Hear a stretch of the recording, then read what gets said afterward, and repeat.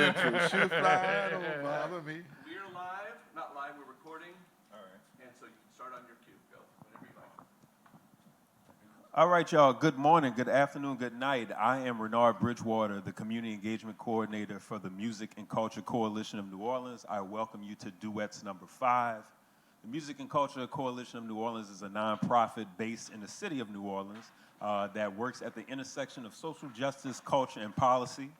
That is a wonderful and very phonetically long way of saying that we work with the city's musicians, street performers, and culture bearers to be able to put into practice policies that they want to see that will help, not hinder, their cultural activity and practice. So why are we here today? For the folks that are not familiar, Duets is our opportunity to be able to sit with the folks that we advocate for, that we fellowship with, and that we enjoy the company of, to be able to have conversations about cultural discussions, to talk about policy, talk about legislation, and just mainly get their thought processes about the work that we do, right, on their behalf and with them. Unfortunately, this time last year, with music venues being closed because of the COVID pandemic, we wanted to be able to have the opportunity to still engage with folks coming around our annual celebration, but do it in a way that was, one, safe, and then secondly, working within the times, right? A lot of live streaming discussions was going on, so we wanted to bring that flavor back. So here we are, roughly about a year later. Before I introduce the folks sitting to both my left and right, I want to be able to make sure that you understand and know why we're here. We're here on behalf of the cultural community. MaCCNO has been blessed to be a blessing to be able to provide our cultural community members with over 661 micro grants during COVID. Unfortunately, we had to reignite that process due to Hurricane Ida, and have been able to give over 100 micro grants out to our cultural community members. However, within less than 30 hours, we got over 600 applications. So, with that being said, we want to make sure that we get as much money as possible out to our cultural community to make sure that they can continue to perpetuate our culture. And there's 3 ways that you do that. First is going to be our Cash App, so that's going to be $Music Culture 504, spelled like it sounds, MUSIC CULTURE 504. Our PayPal, paypal.me / or is it / Music Culture 504, and then our website, directly MaCCNO.com, to be able to get those donations in so we can get them right back out to the people that make everyone want to be able to come to New Orleans, right, to appreciate our sound, to appreciate our culture and our history. So, with that being said, since I've gotten that out of the way, let's start off with the introductions. To my left, I think y'all right on the television screen, founding member of the Black Men of Labor Social Aid and Pleasure Club, author, former public servant, not only for the state of Louisiana and the city of New Orleans, and owner of the Treme Petit Jazz Museum, Mr. Al Jackson on my left. You know what I mean? Yeah, why not? And on my right, self-described historical geek, recent honoree of New Orleans City Businesses top 25 leaders in both hospitality and tourism, lead docent and resident historian at Studio B, and owner and tour guide of NOLA Tours, Mr.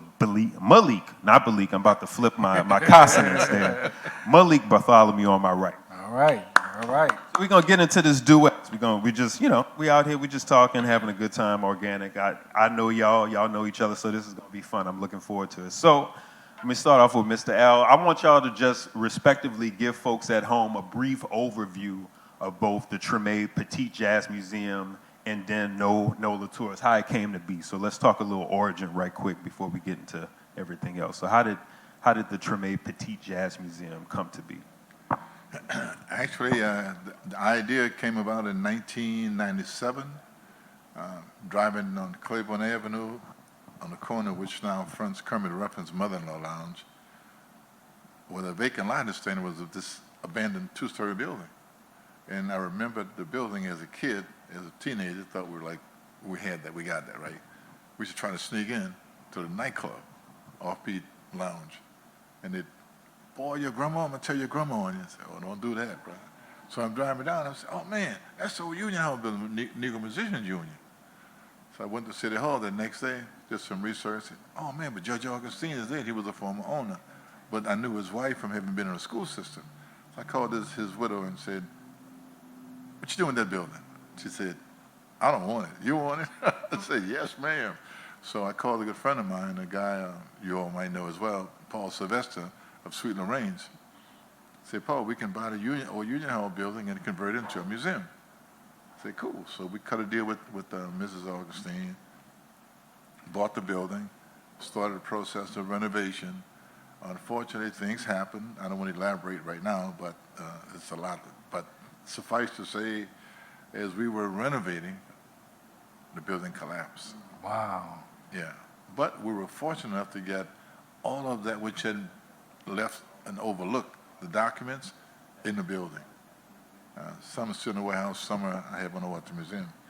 So from that point, I began this quest of, got to find another building, because the city didn't cut us any slack. Now they want us to pay $54,000 for a vacant lot. Of course, today that's a steal, but back then it was like, excuse me, no. Didn't tell us. They reduced it to $14,000. We didn't know anything about it, and someone else bought the lot. So I said, okay, not a problem. So I used my house at the time on St. Philip and Robinson as a museum. And 6 years ago, I was blessed to have the Lord work His miracles. Because where I am now in Treme on the Governor Nichols and Villeray, the building was offered to me because I knew the real estate agent, but I discovered that St. Mark's on Rampart Street, social justice, they were looking for a place to open a kitchen to teach young at-risk folk how to cook. And by the way, that idea is now Cafe Reconcile over at the Castle Haley. It started in Treme. So I told the real estate guy, or actually the owner, I said, look, go talk to the father at St. Mark's. They need the building more than I do. I just bought a building from in Treme, another building. And he did. But 6 years ago, after Katrina and all the other nonsense, the now director called me and said, Mr. Al, we just found out that we got the building because of your unselfishness. You want it back? I said, are you serious? Where do I sign my name? Right. And that's how it happened. Right? 6 years ago, we cut a deal. I made them an offer. They accepted it.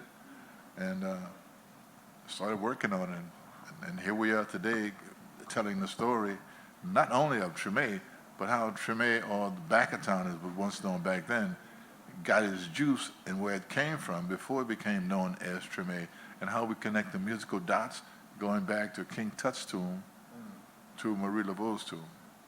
Right. Yeah, and that's what's cool about it.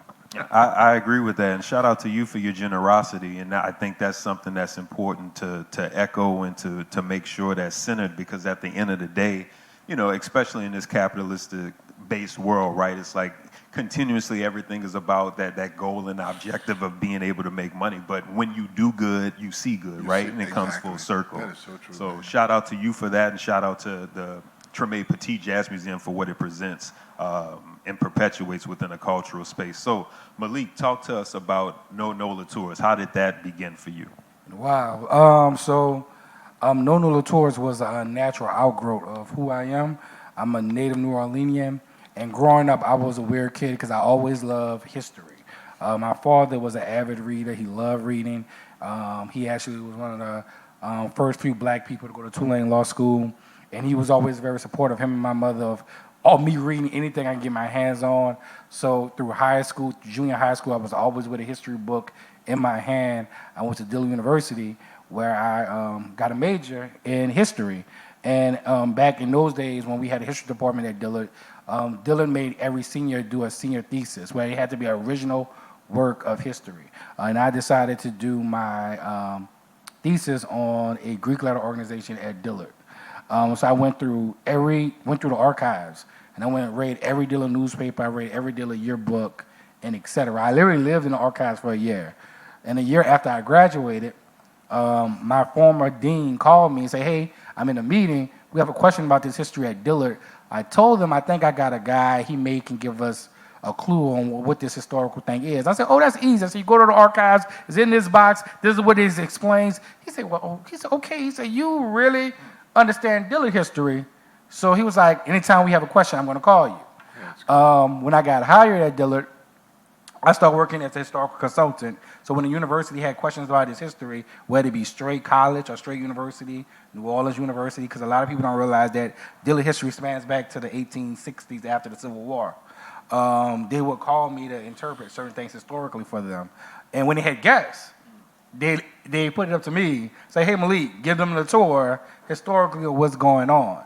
And as I started doing that, and then I started noticing and realizing when you walk around the French Quarter, and you overhear certain things and people saying certain things and embellishing or lying, that it wasn't a real true representation of what I know New Orleans to be. I remember I had a good friend, and we was talking about something, and she said, boy, you better know your city.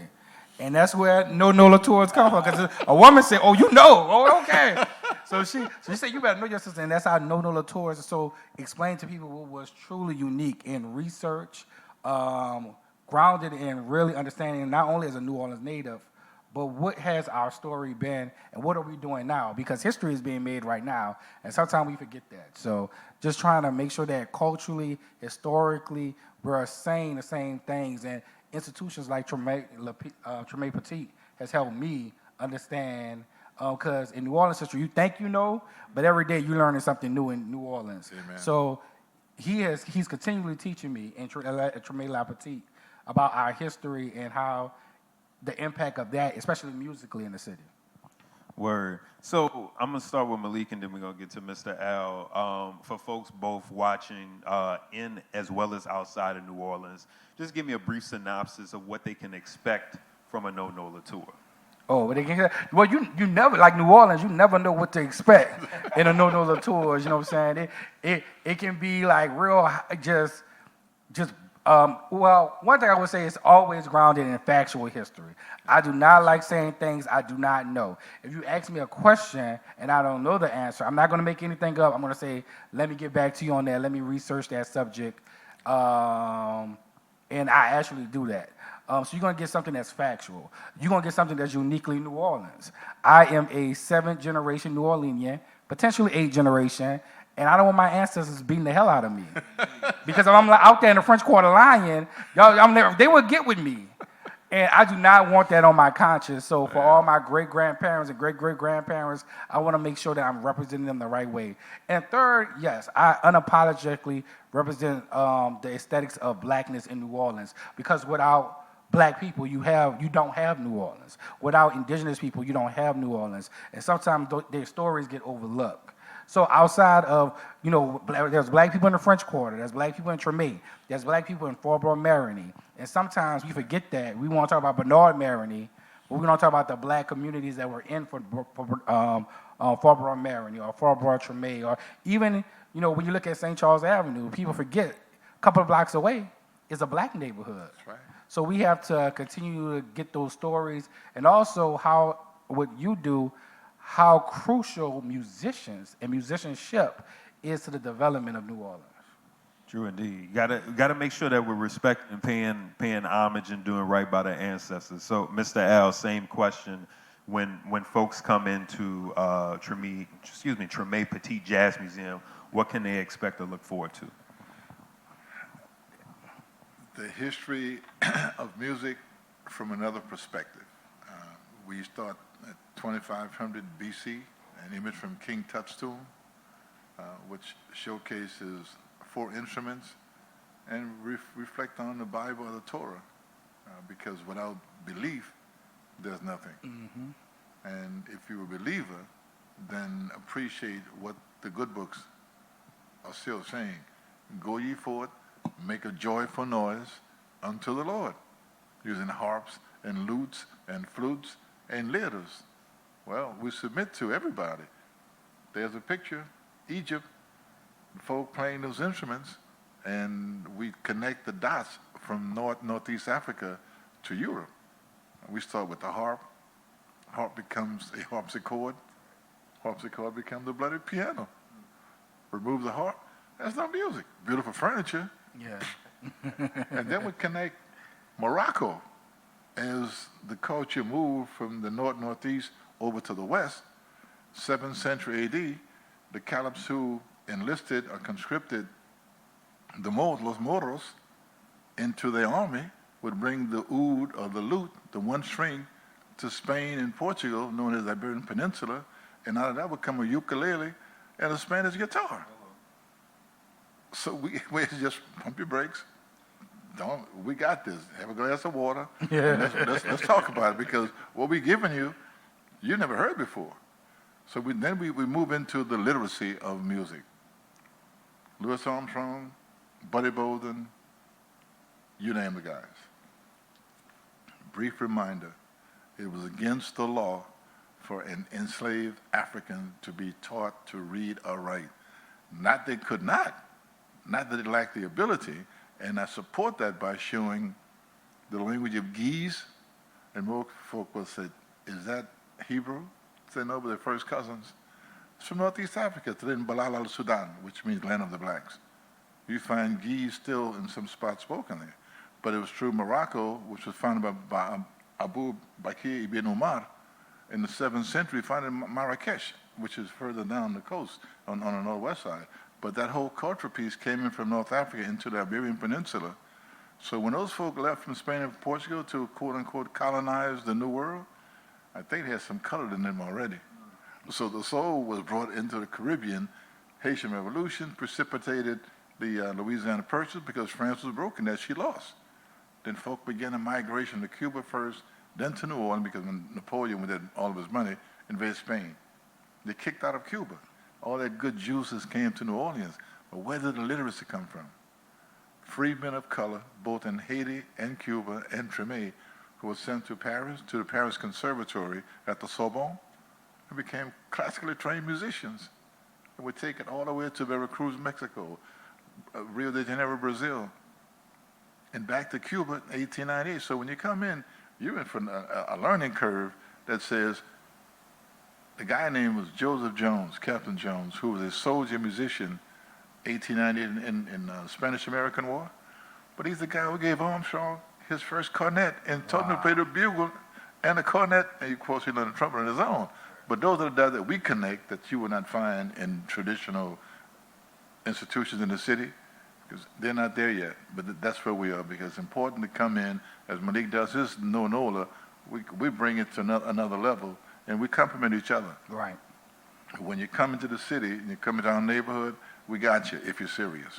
Man, y'all, you just see how Mr. L spit that fire. Truly. He just gave us a history lesson. Truly. You know what I'm saying? So, yeah. And I get this daily as I pass by. He's like, come on in. And he going to have something new for you every time. And that's the beauty of it, right? Being able to trace that timeline, right, all the way to BC to where we are now in 2021. I think that's, an awesome thing to be able to see it, to be able to connect the dots in a very intentional way to what we're experiencing, or even what other folks outside of the city, right, when they come to visit, are experiencing, are getting a very small glimpse of. What you mentioned, and Mr. Al just mentioned, and I heard Buddy Bolden, I want to transition very quickly. So obviously we all have been dealing with what I like to call the pan-fried pizza, for the last 20 months or so, give or take, right? We also, unfortunately, about 2 months ago, had Hurricane Ida. So during the hurricane, there was significant damage to several of our cultural landmarks, right? Backstreet Cultural Museum, rest in peace to the Hawk. The Little Jim Saloon, which, obviously is known, Buddy Bolden, Jelly Roll Morton, as well as Kermit Ruffins in this day and age. And then the Karnofsky building, a little block, or hop, skip, and a jump more or less down the street, right? Yeah. With that being known as a spot for Louis Armstrong, right? Where he worked, right? And then was able to get his first cornet.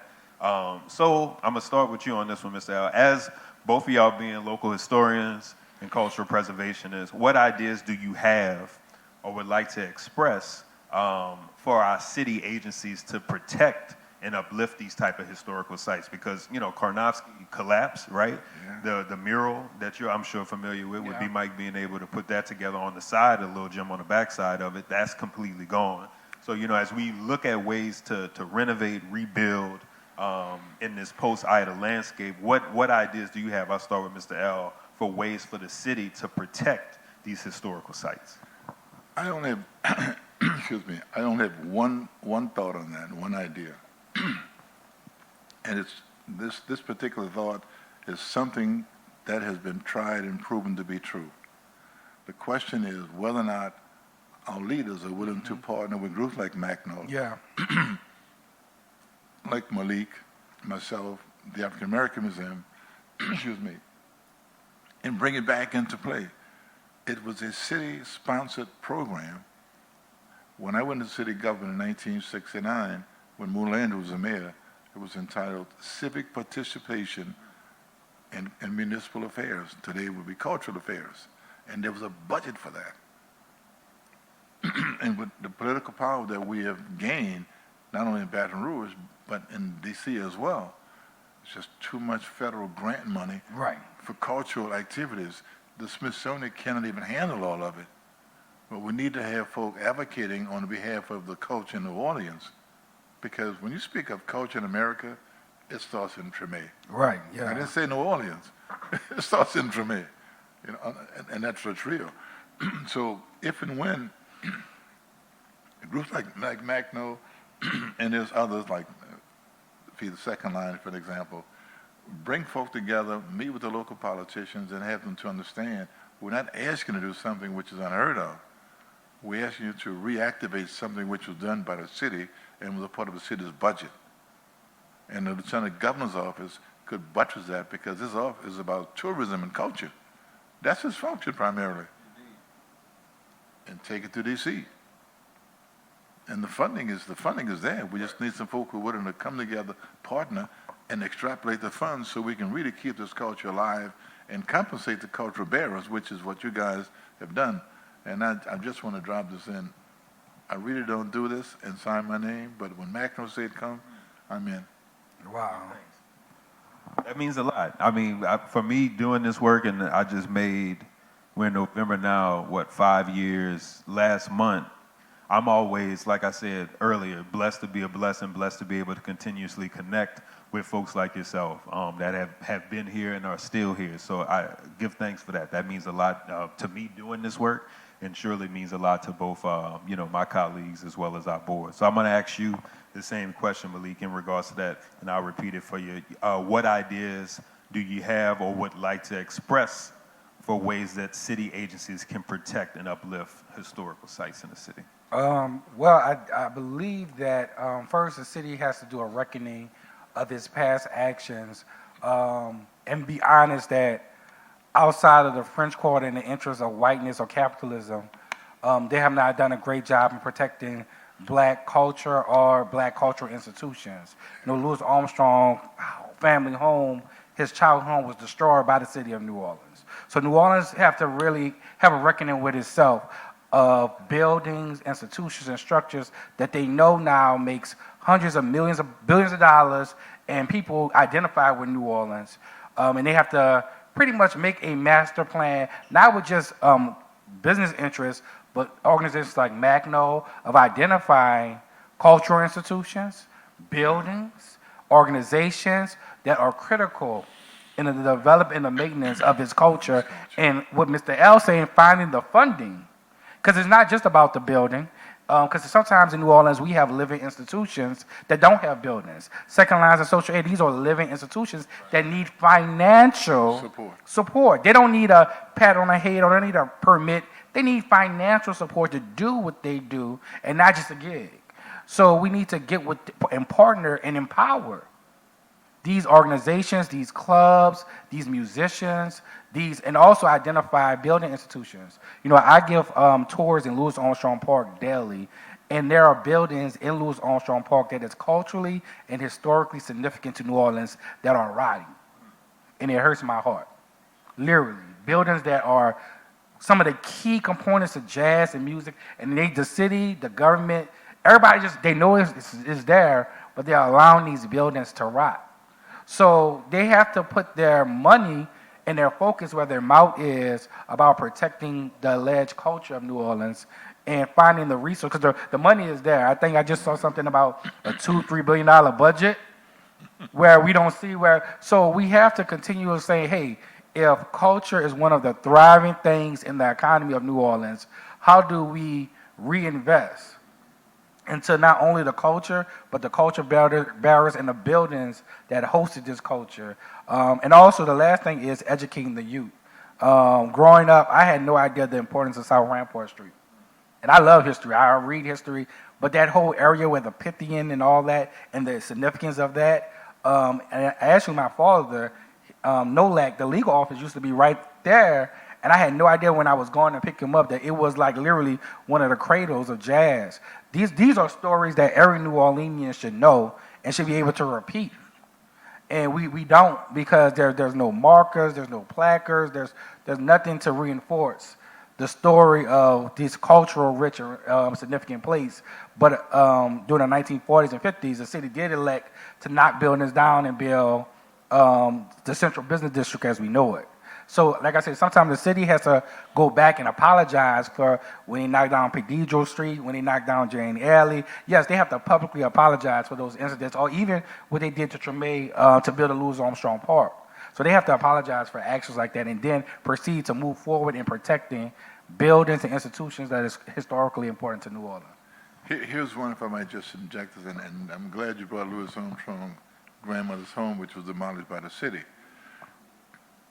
One would not, engage in a conversation about Louis Armstrong without the name Karnofsky coming up. Right? But the jury is still out. Did he work there? For what we've been told, yeah. Whether they gave him, in fact, his first cornet, the jury is still out. Who gave him a cornet was Captain Joseph Jones. It is on display at the Mint. Wow. That's real deal. And it came from Captain Joseph Jones' descendant. Actually, the last descendant of a musician that I know is Straughter Davis, trombonist. He's a direct descendant of Captain Joseph Jones. And it was their family who donated that cornet to the New Orleans Jazz Club. When the Jazz Club folded, they, instead of returning it to the family, they gave it to the State Museum. And now they're in a battle to get it back. But the other point I want to make is, again, with the Karnofskys and Little Jim. So if I can just, hope you guys can see it out there. If you look at this line, it's Perdido and Loyola. This corner next door to the Holiday Inn is where Louis Armstrong lived with his mother, 1233 Perdido, in 1918, which is catty-corner to the Karnofskys.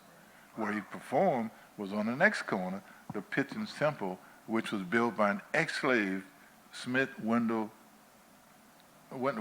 P. Smith, Green rather, for $209,000 from the ground up. And at one time, that building was the largest building in America that African Americans owned and built. It was the largest building in America. It was, with a bank on the first floor and an insurance company on the second floor, which employed Homer Adolph Plessy of Plessy versus Ferguson.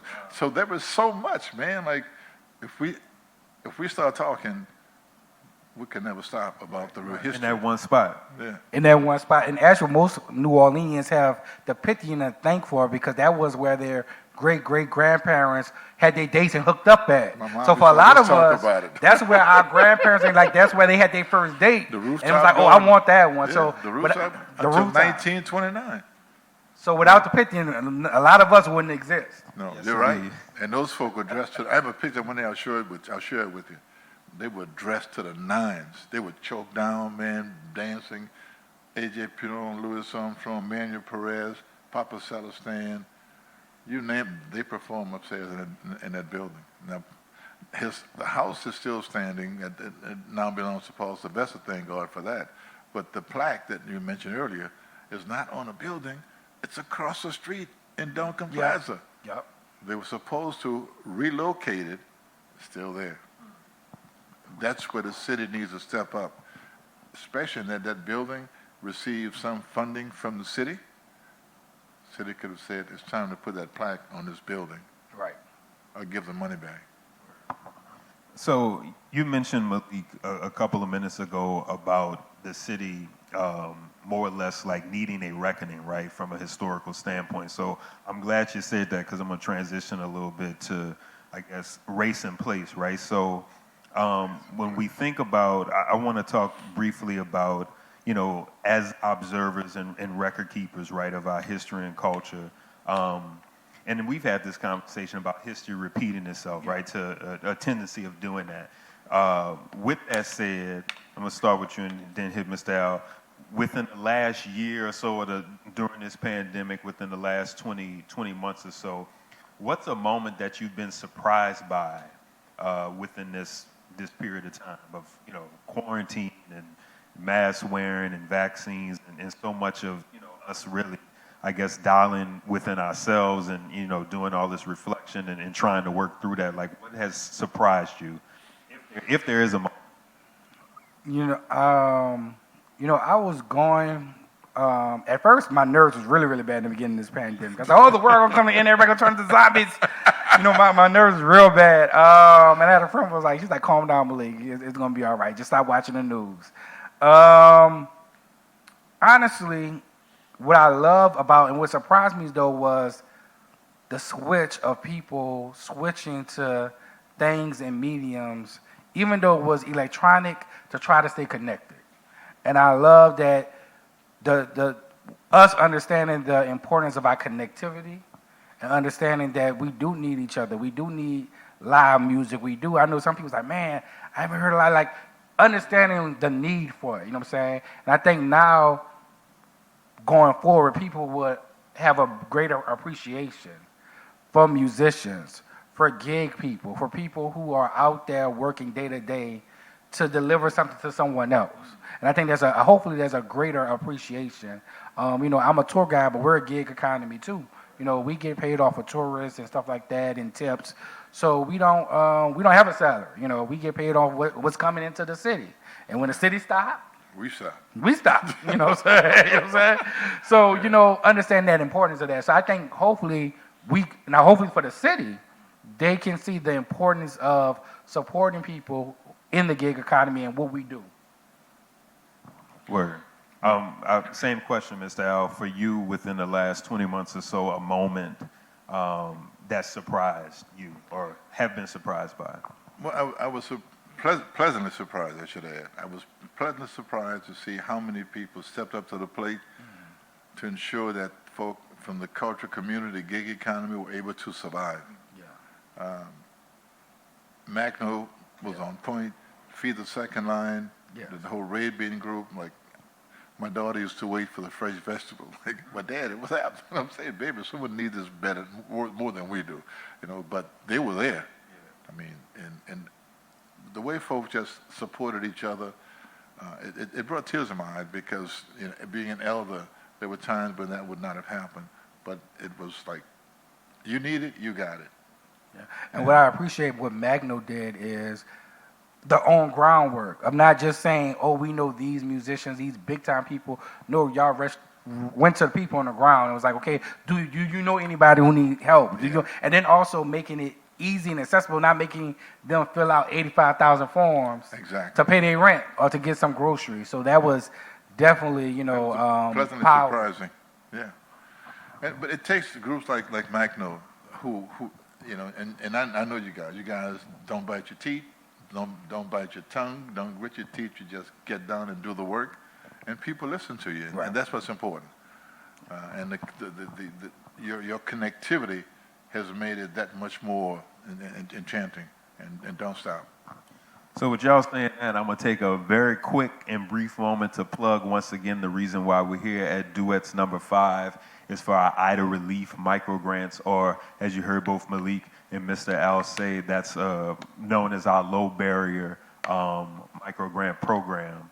Like I mentioned earlier, we had over 600 applications within 30 hours. We want to be able to continuously fundraise. We want to continuously get those donations in to be able to get that money right back out to the people that need it. So with that being said, once again, the Cash App, $musicculture504, paypal.me/musicculture504, and then MaCCNO.com on our website to be able to get those monies directly to our IDA Relief Grant program. So it's like what my brothers said when I'm giving tours and they out there playing and hustling in the French Quarter. They say, I know we sound so nice, but it don't pay for no red beans and rice. Hello. leave a donation. Leave a donation.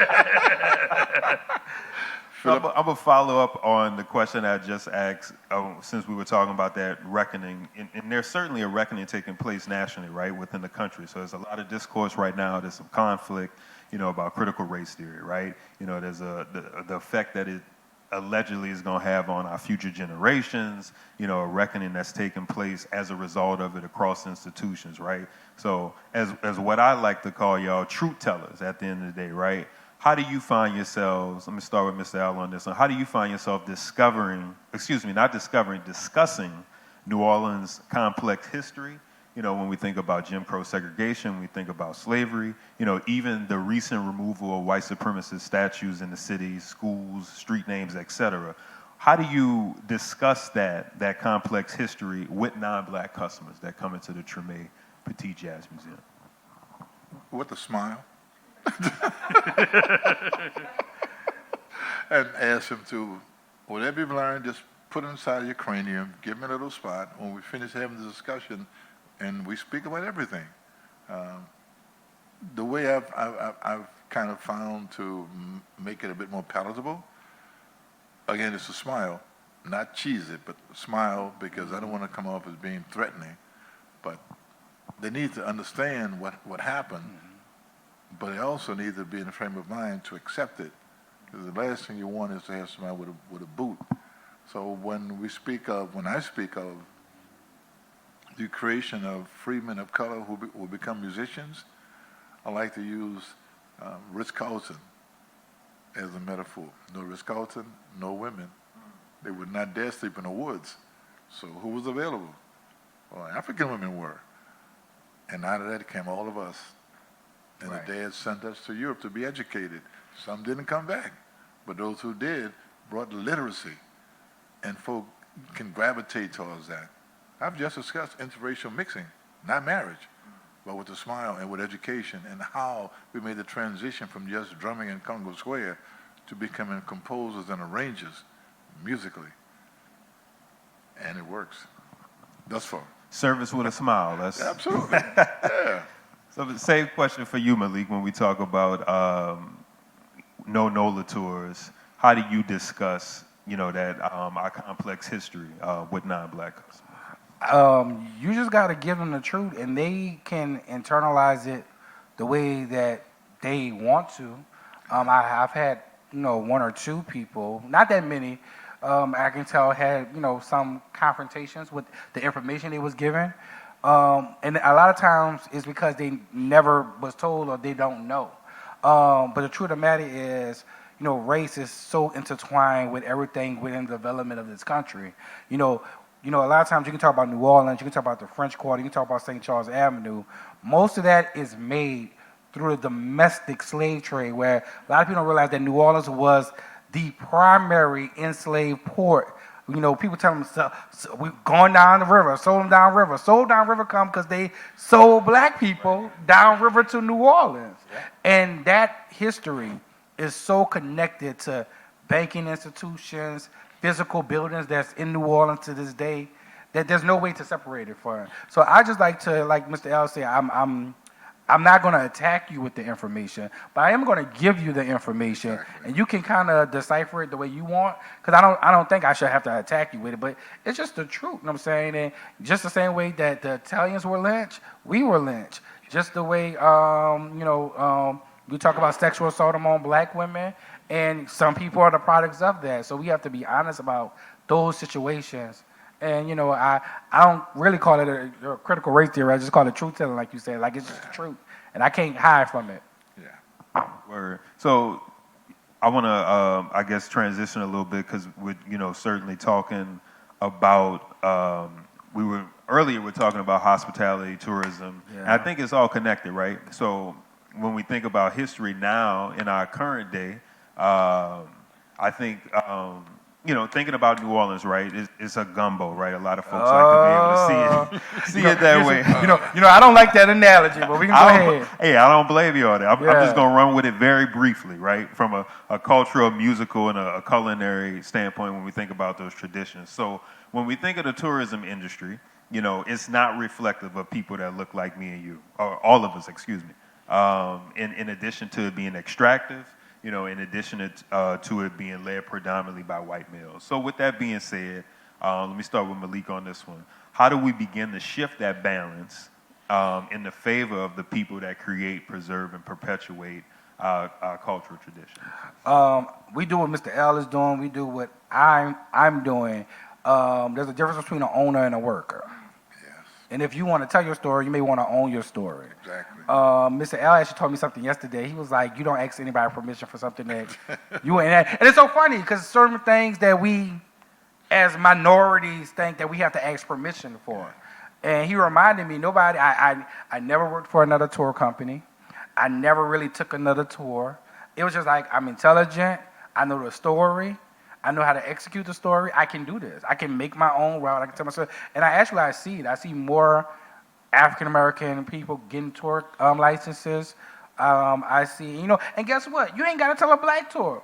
What a gay tour. What a Hispanic tour. There's a big Hispanic connection to New Orleans. You ain't got to tell a black tour. There's so many stories in this city, you know what I'm saying, that you don't have to just focus on one thing. A lot of people don't know there was a big Chinese community in New Orleans. Matter of fact, where you think Yaki Man come from? Yaki meat. Tulane Avenue.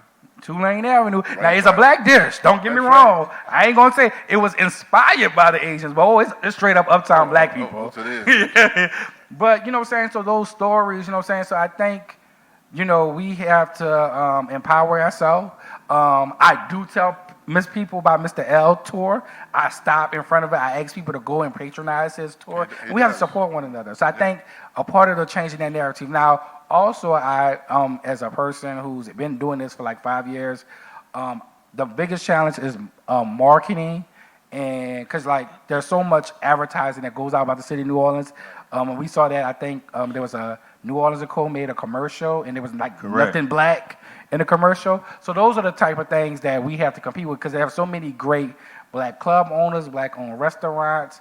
And sometimes when they go to Bourbon Street, they go to Cafe Du Monde, they do a swamp tour, and they leave.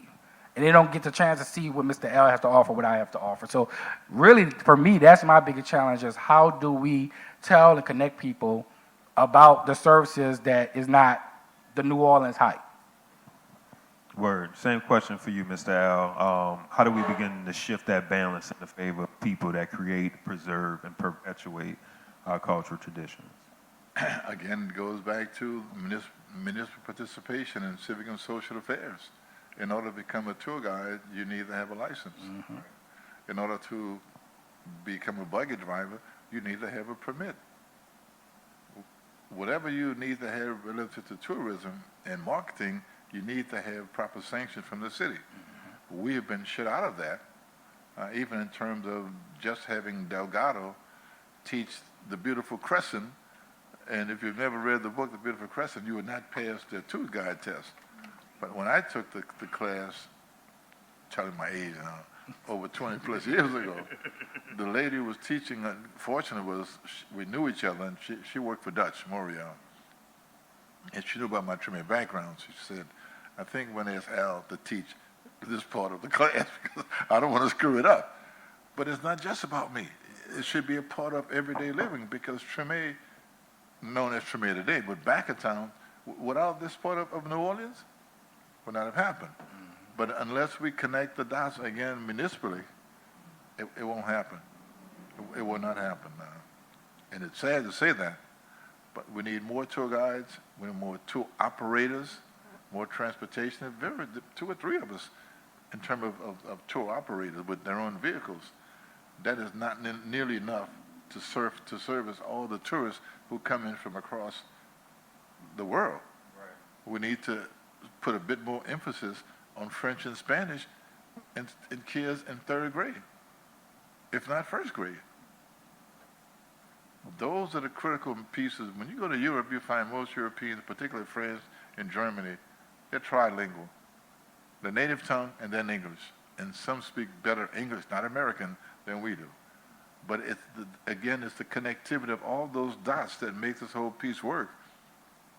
And if they would engage guys like Malik, myself, Boo, who's a tour guide, who Indian skeleton, same as I was back in the day, there's enough of us who are still around to have a council to talk about how you guys in city government, state government can help us to pull it together and utilize those resources to connect all those dots financially, which will allow us then to acquire the kind of accoutrement that we would need to pull a piece together.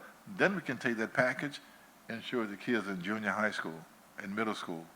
So when they're now in high school, they understand why you need to study Spanish and French or French. There's a reason for that, and this could become your new raison d'etre. And until we grab the horse by the tail, or the bull by the horns, it won't happen. We cannot expect someone else to do it for us in 2021. But their position is, well, you've been marching, you got it, why don't you step up to the plate? And if we fail to step up to the plate, they're laughing. So you mentioned a term a little earlier, civic participation. You also mentioned city government just now. So we're obviously currently in our early voting phase, right? With election day next week.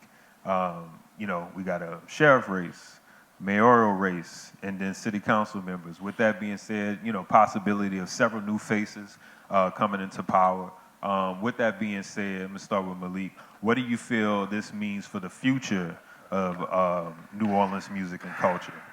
Depending upon who gets reelected, who doesn't, and things of that nature. What do you think on that? One, I expect New Orleans culture to continuously to grow and to continue to expand and change regardless of who's in office. In New Orleans right now, we're in a very weird and a very interesting part of history where we're in a very pessimistic point of city government. And I think everyone in New Orleans feels it. Amen. And I think there needs to be a return of the people who at least should to be responsible to the people and not corporate or business interests. I think New Orleans is a little bit too hotel, and yes, I am a part of the tourist industry, but I'm also a part of the community. And sometimes we forget about community. And there should be a more focus on community and community development and what does that mean on the ground. So I think that should be, so I really don't have any expectations for the council, the mayor, the sheriff. I have a mentor, Mama Jennifer, in the community book center, and she always remind me, didn't you know New Orleans was a plantation? So we have to get out of a plantation mindset, and that's black and white people in the city of New Orleans. And we have to realize what's so special about New Orleans, and that in New Orleans, it's such a small city, everybody can win. Exactly. Everybody can live comfortably and be happy if we are willing to share the pie.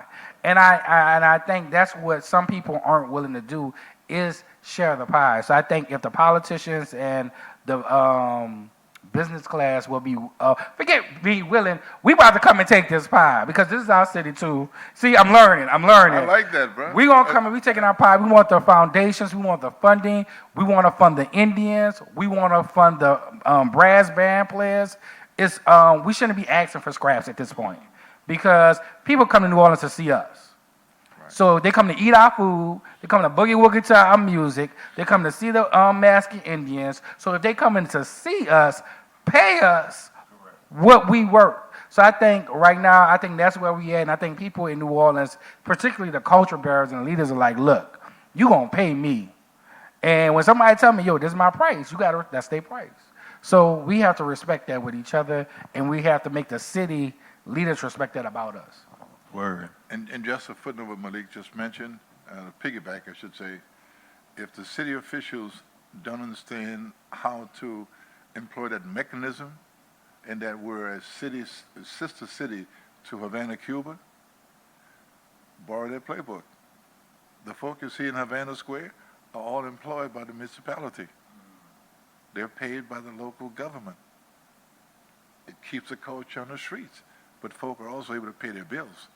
Right, and not have to worry. Well, I don't understand. MaCCNO does a great job. I don't understand why there's no municipality or city where they help with brass bands players and their funding. They help with the MaCCNO Indians. Think about it, these men invest thousands of dollars, and they're not millionaires.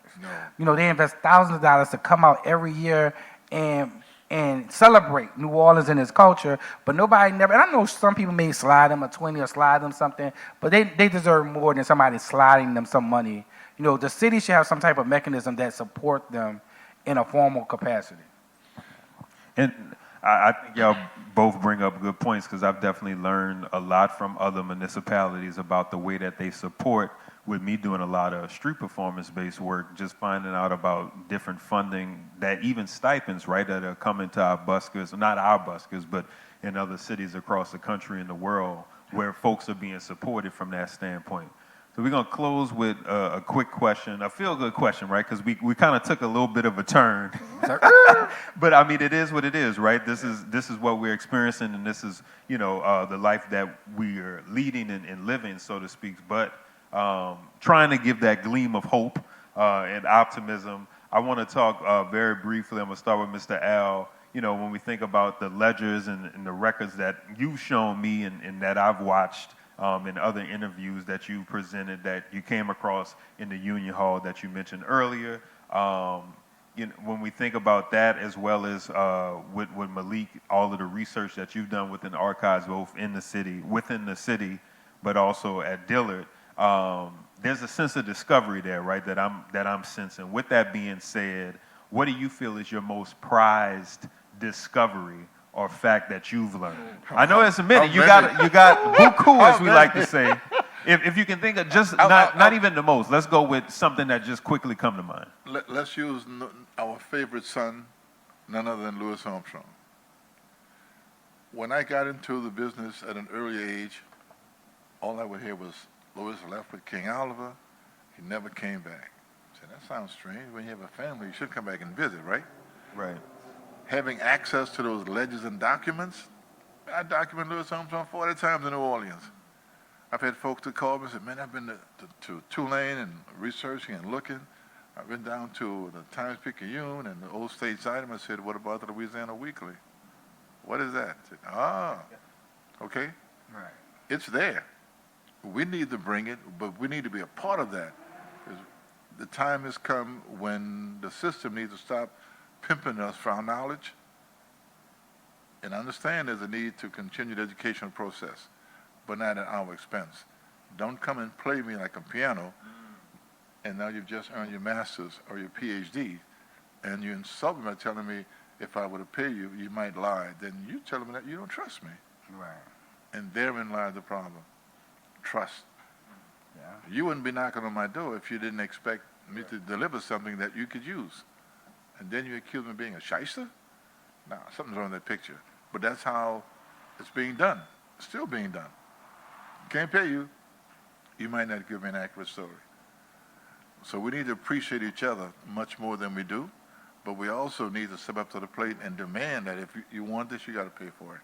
Yeah, I definitely agree with that. At the end of the day, it's important for folks to be able, you know, as you're mentioning, it's one thing for us as cultural practitioners and bearers to know our worth, but it's also important to be able to outwardly project that to the folks that should be seeing that worth as well, right? Yeah. Same question, Malik, to close out.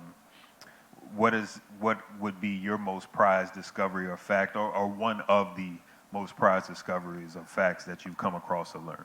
Outside of taking the Bengals to being one of the best musical groups to ever come out of the city of New Orleans. Quick shout out. Honestly, I think New Orleanians, particularly Black New Orleans, I encourage them to go back and discover themselves.